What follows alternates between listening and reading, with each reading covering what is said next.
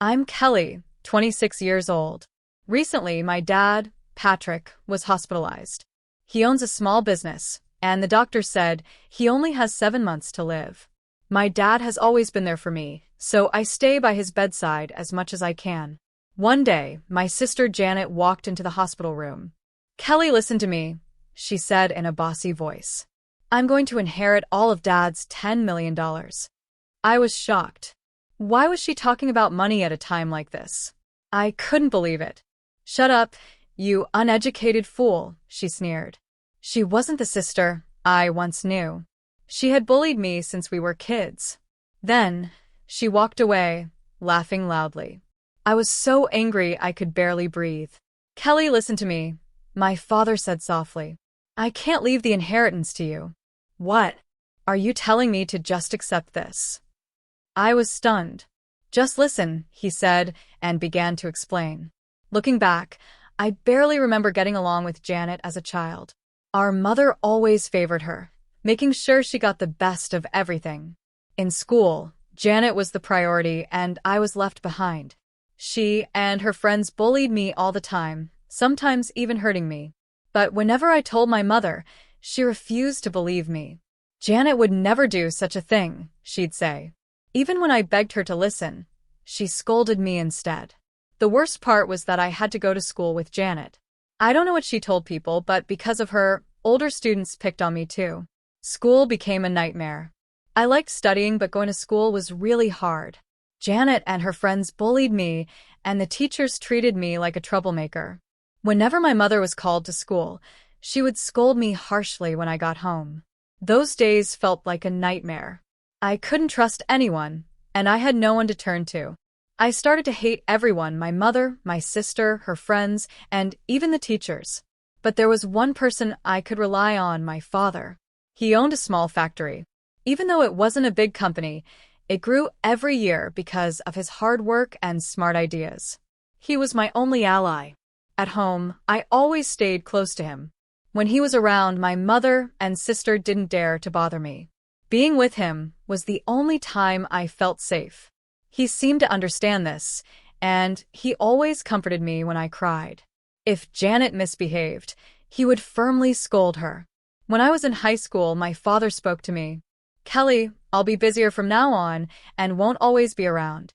No matter what Janet does, don't give up. Study hard and become strong," he said. "Yes, I'll do my best," I replied. I knew that the only way to change my life was to keep studying.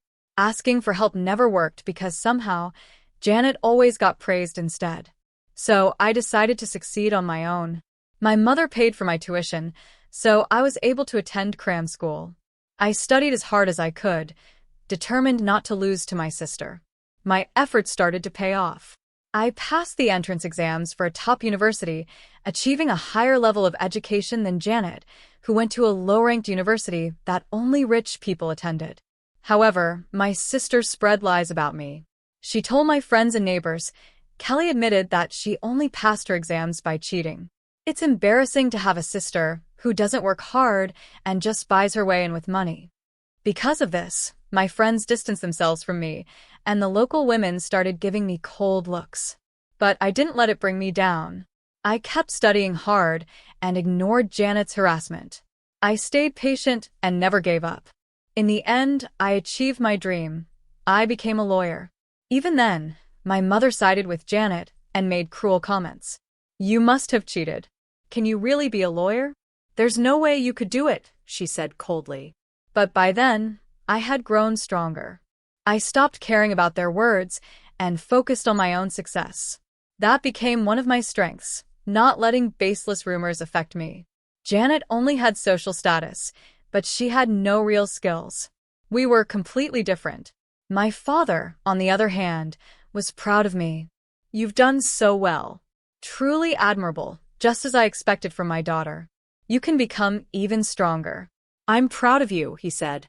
Then Janet appeared. "You probably can't do it, right? Can you really handle being a lawyer? Since you got your qualification by cheating, you should quit before you cause trouble for others," she sneered. Hearing this, my father firmly scolded her. "You're the one who just plays around, gives up easily, and only thinks about eating. You're completely useless. Try to learn something from Kelly. That moment changed everything.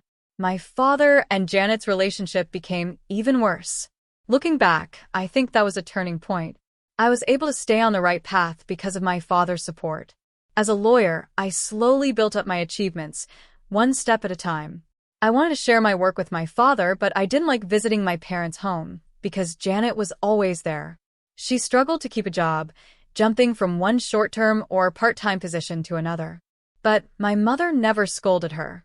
Instead, she spoiled Janet, saying, "You don't have to work hard.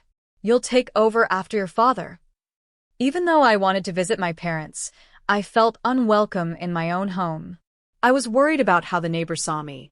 They still believed the lies Janet spread about me and treated me coldly. Because of this, I avoided my parents' house. When I wanted to see my father, I would call him, and we would go out to eat, just the two of us.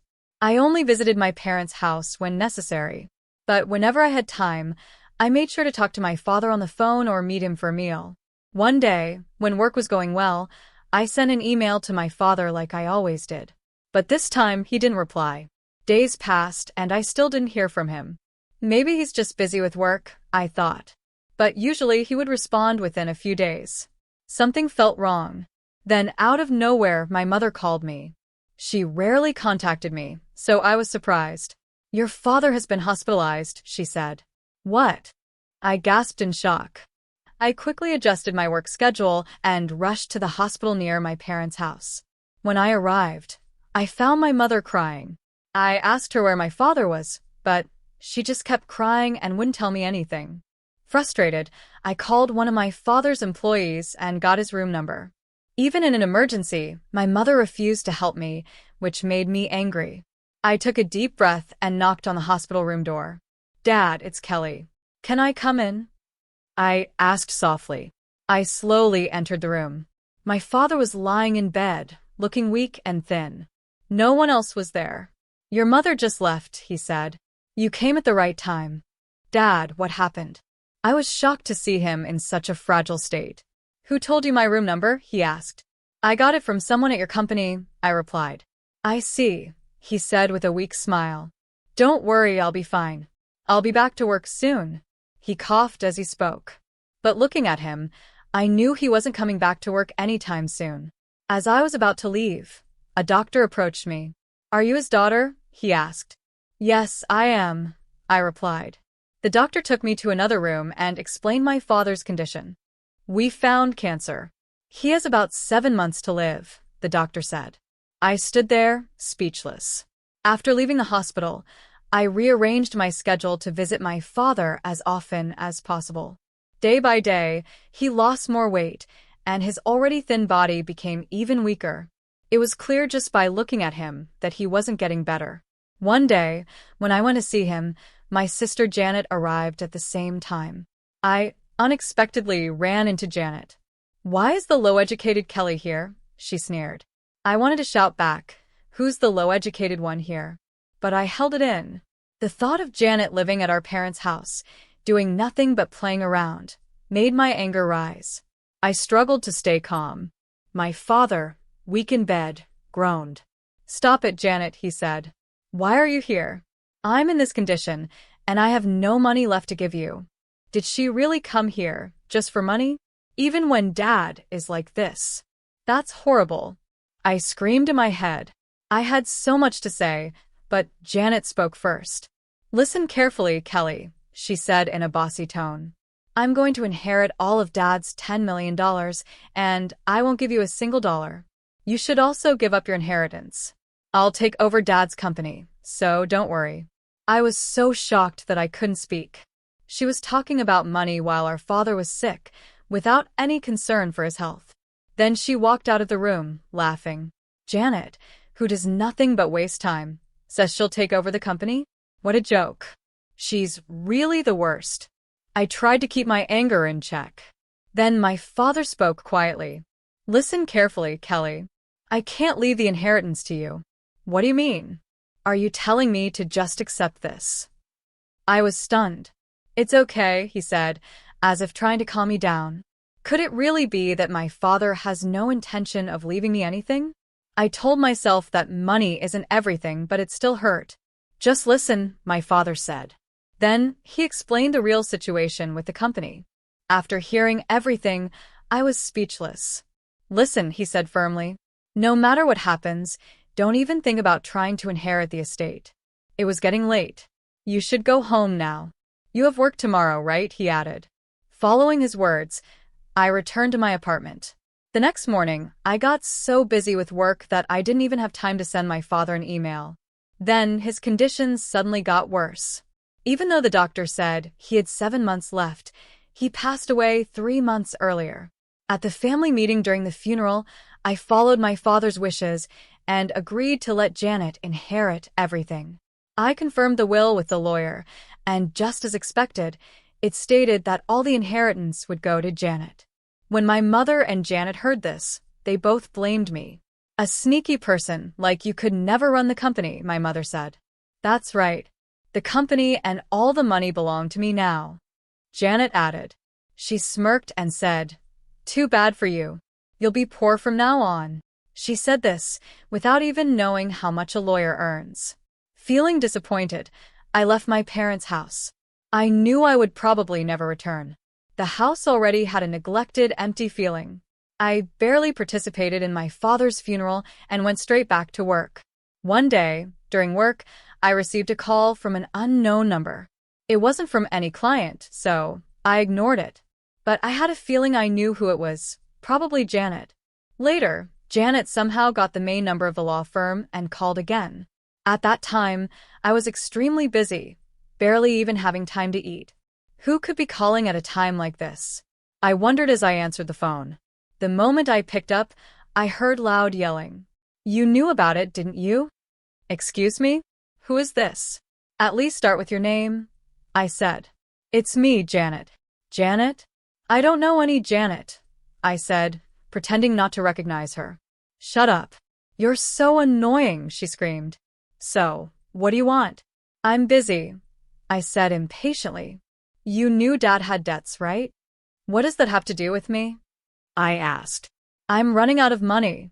You need to take care of Dad's debts. I'm hanging up now. Deal with it yourself, I said coldly, and ended the call. After that, I told the office not to put through any more calls from Janet. Back in the hospital, my father had told me privately about his debts. Janet had always assumed she was inheriting $10 million, never imagining that she was also inheriting $12 million in debt. Most people don't realize that when you inherit an estate, you inherit the debts too, not just the money. But Janet was careless. She was too focused on getting rich and never even considered the possibility of debt. Maybe my father had tried to talk to her about it, but knowing Janet, she probably ignored everything except the part where she got money.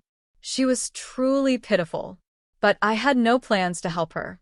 She and my mother could deal with the mess on their own. That was the only thing I had to say to her. I found out that Janet was living a terrible life. She kept borrowing more money just to pay off her old debts. Her financial situation was a mess, and her debt kept growing bigger and bigger. Looking at how lazy she had been all her life, I couldn't help but smirk.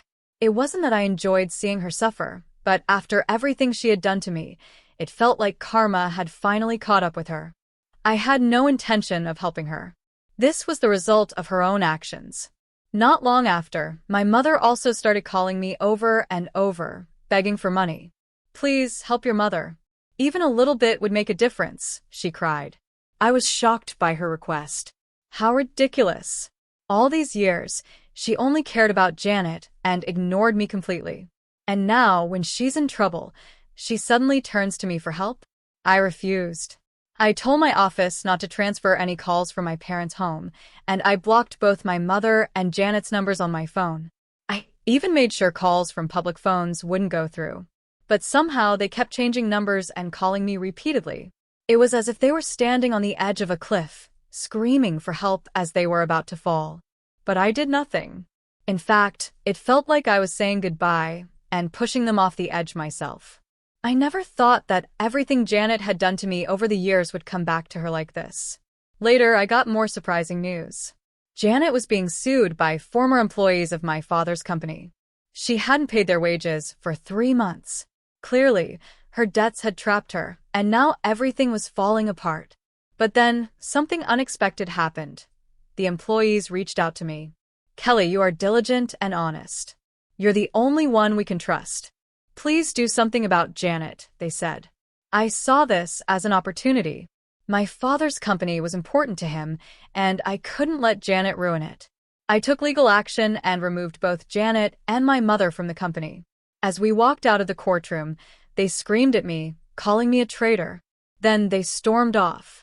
After that, the employees asked me to temporarily take over as the company's president. At first, my plan was to find someone else for the position and continue my career as a lawyer. But then the employees said something that changed my mind. "We don't trust anyone but you, Kelly. You're the one who protected us. You're our leader." Hearing those words, I felt a sense of purpose. I had always liked manufacturing, but I never imagined I would actually take over my father's business. So, I made a big decision. I quit being a lawyer and became the president of my late father's company. I never expected to take over my father's business, but here I was. The workplace had a warm and welcoming atmosphere, and I felt comfortable there. The employees respected me because they had seen me learning from my father for years. Unlike Janet, who wasted her time on useless things, I had worked hard. The employees understood the difference between us, which is why they naturally trusted me. With time, I managed to grow the company. My knowledge of the law also helped, and the business ran smoothly without major problems. As a subcontractor for various companies, we continued to expand. The number of employees increased, so we decided to move to a bigger location. We also built a staff dormitory and improved employee benefits by adding more allowances. Because of these efforts, our company was even featured on local television as a great place to work. When asked about the key to success, I said, "Patience and effort are everything. If you keep working hard, results will naturally follow." I focused on developing our employees, which helped the company grow even more. Although I had enjoyed my work as a lawyer, I found even greater happiness in running the company. If I had given in to negativity and quit, I would probably be living a careless, unmotivated life, blaming others for my failures. I realized something important from watching my mother and sister. Complaining about life and speaking badly about others doesn't make anyone want to follow you. I didn't want to be like them. I just wanted to live honestly and do my best. But seeing how miserable my sister and mother had become, I knew I had made the right choice. Later, I became well known as a female CEO and even started dating someone I met through work. I had no idea what happened to my sister and mother. I had no desire to look for them or help them, especially after seeing how much their actions had hurt the employees. I knew they would probably never come back. After several years of dating, I got married. My husband was a talented young entrepreneur who successfully ran a small factory. We got along well, and we had a small but meaningful wedding that truly reflected who we were. The happiness I felt that day was greater than anything I had ever experienced. Not long after the wedding, I found out I was pregnant. We were expecting a baby boy. That alone was enough to make my life feel complete. Then, one day, as I was working in my office, an employee rushed in. "Excuse me, Rachel, President," they said breathlessly. Luckily, no one else was in the room at the time. The employee looked excited and nervous. "Janet is here," they announced. "What?" I said in shock. Now, holding my swollen belly, I wondered, why now? I stepped outside. There stood Janet, dressed poorly and looking dirty. "This company is mine, Kelly," she shouted threateningly. "With your messy appearance, you can't be the president. I should take over." Hearing this, some employees who had been listening threw water at Janet. These were the same employees she had refused to pay when she was in charge. "Get out," one of them shouted. "Kelly is our president. You are not fit to run this company. Just leave. You're nothing but trash." I was shocked. For so long, the only person I could rely on was my father. But now, I realized how many people truly supported and trusted me. "We'll take care of her, Rochelle, President. Please go back inside," one employee said. Janet suddenly changed her tone. "Kelly, please help me," she begged. but I had no sympathy left. "Please leave. You're only causing trouble for everyone," I finally said. Then, I spoke the words I had held inside for so long. "I truly hate you." Without looking back, I walked back into my office. I don't know what happened to Janet after that. Sometime later, I gave birth to a healthy baby boy. Everyone around me warmly congratulated me. Since I took over the company and focused on rebuilding it, I noticed a big change in the employees. People who used to work with sad, tired faces now smiled again. One day, an employee who had worked with my father came to me and said, "President Kelly, we all really love working here because of you." Hearing those words, my heart felt warm. For so long, even my own family never truly acknowledged me. But now, I was surrounded by colleagues who trusted and respected me. My heart was full of gratitude and happiness. "Thank you so much," I told them. "But this achievement isn't just mine. It was only possible because of the hard work and support of every single one of you." As I spoke, I remembered something my father once told me. "You can become stronger." Back then, I thought he was just encouraging me. But now, I realized his words had become my reality. The company was growing stronger, and I was ready to take it even further. One of my main goals was to create a better workplace for women. We improved our maternity leave policy and introduced flexible work schedules to make it easier for employees to balance work and family life. As part of our efforts to support working parents, we even set up an on-site daycare. These changes were noticed by many people, both inside and outside the company. Most importantly, our female employees deeply appreciated them. "Thank you, Rochelle President," they often said with smiles. At that moment, I knew I had finally created something truly meaningful. "I can keep working even after having children," one female employee told me with tears in her eyes. In that moment, I truly understood the importance of my role as president. Running the company wasn't just about keeping the business going. Seeing how our policies made a real difference in people's lives and helped them build a better future brought me incredible joy and a deep sense of responsibility. But my journey wasn't always easy. One day, an employee who had worked with my father came up to me and said, "President Kelly, we all really love working for you." Hearing that, I felt a warmth in my heart and was overwhelmed with emotion. For so long, I had never been recognized by my own family. But now I was trusted and appreciated by so many colleagues.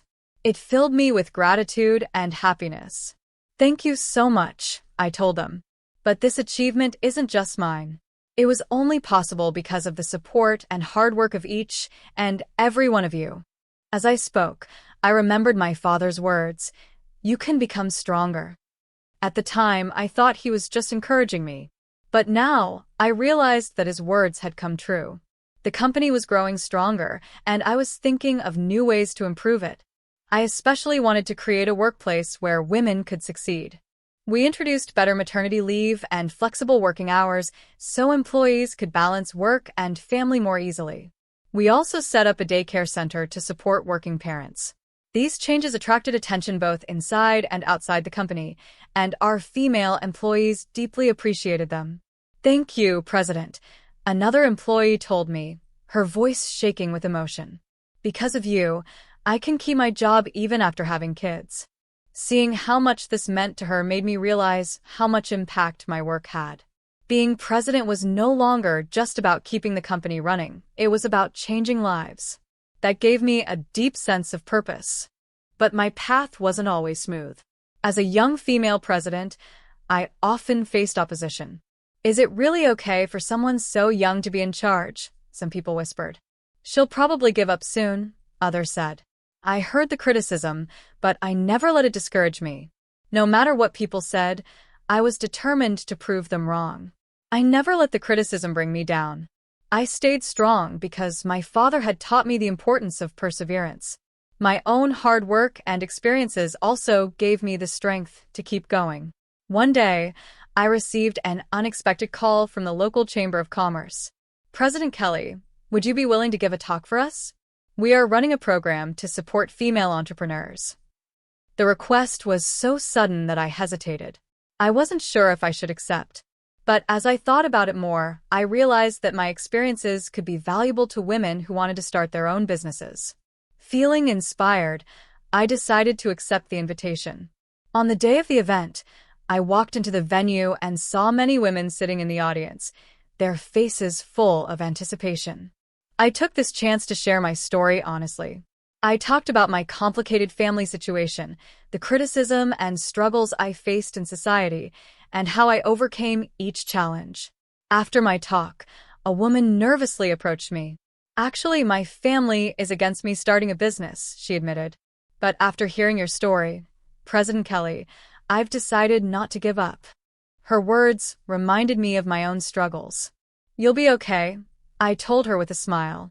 "Treasure the people who support you, and keep believing in yourself." This simple advice, based on my own experiences, made me realize something important. Running a company wasn't my only role. I could also be a source of hope, especially for women facing difficulties. Over time, my efforts started to be recognized. One day, a large envelope was delivered to my office. Inside was a certificate of recognition from a local economic organization. The certificate read, "In recognition of your contributions to the regional economy as a female executive and for giving courage and hope to many people, especially women." As I read those words, tears filled my eyes. At that moment, I truly felt that if my father were watching from heaven, he would be proud of me.